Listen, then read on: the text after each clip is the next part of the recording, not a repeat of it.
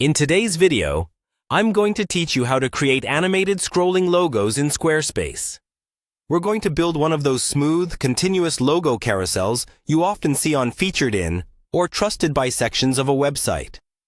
By the end, you'll know exactly how to set this up using Squarespace's tools, plus a little custom code, so it looks professional and works on different screen sizes. First, decide where you want your scrolling logo section to appear. This is usually on your home page or a dedicated clients or press page. Open your Squarespace site editor, navigate to that page, and click Edit on the section where you'd like the carousel to live. If you prefer to keep things organized, you can add a brand new section and choose a simple layout with plenty of horizontal space. Next, you'll want to prepare the logo images.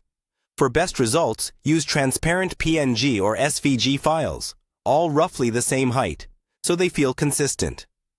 Keep the file sizes as small as you reasonably can without losing quality. This helps the animation stay smooth and keeps your page loading quickly. Now, in the section editor, add a code block where the carousel should appear. This is where we'll place both the HTML for the logos and the CSS animation. In the HTML, you'll create a container div for the slider, then another div inside it that holds all your logos in a single row. Each logo will be an image tag pointing to the logo file you've uploaded to your site. To make the animation look continuous, you'll duplicate the series of logos inside that same row. That way, when the first set scrolls out of view, the second set is already coming in, creating a seamless loop instead of a jump. Below the HTML in the code block, add a style tag with the CSS.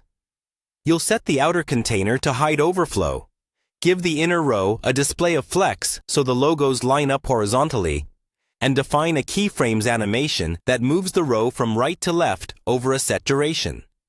You can adjust the duration to control how fast the logos scroll. A longer duration means a slower, more subtle movement.